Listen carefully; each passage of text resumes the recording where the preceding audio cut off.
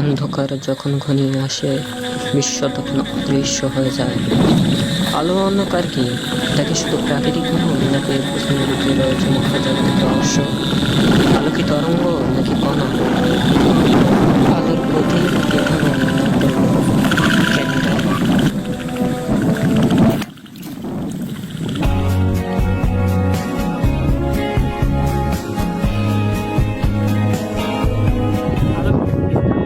সর্বপ্রথমেই জানতে হবে নিউটনের তত্ত্ব। বিখ্যাত গাণিতিক ইউক্লিড তিনি প্রথম প্রমাণ করেন যে আলো সর্বদা সরল পথে চলে। দূরের ওই বড় মাটির ঢিবিটা অবশ্যই আমার 2 আঙুলের ফাঁকের থেকে বড়, তবুও ওই মাটির ঢিবিটা আমার আঙুলের ফাঁকের মধ্যে সম্পূর্ণ।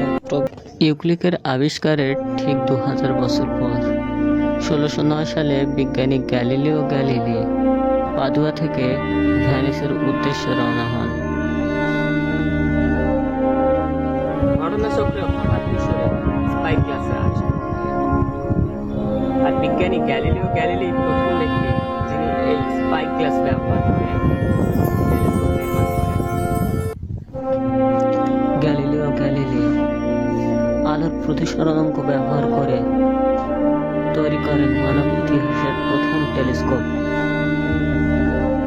তিনি তার তৈরিকৃত টেলিস্কোপে 2 ধরনের লেন্স ব্যবহার করেন, একটি উত্তল লেন্স এবং অপরটি অবতল লেন্স।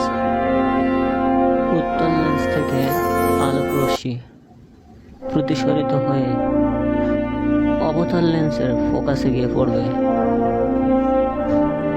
আর অবতল লেন্সে তিনি চোখ রাখলে দেখতে পাবেন বর্ধিত প্রতিবিম্ব।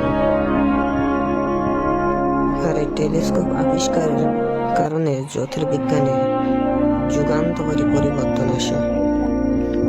এই টেলিস্কোপ ব্যবহার করে তিনি আবিষ্কার করে ফেলেন কয়েকটি গ্রহ, আর এভাবে গ্যালিলিওর হাত ধরে আলোর বাহকতার ধর্ম আবিষ্কার হয়। একাধিক গ্রহ উপগ্রহ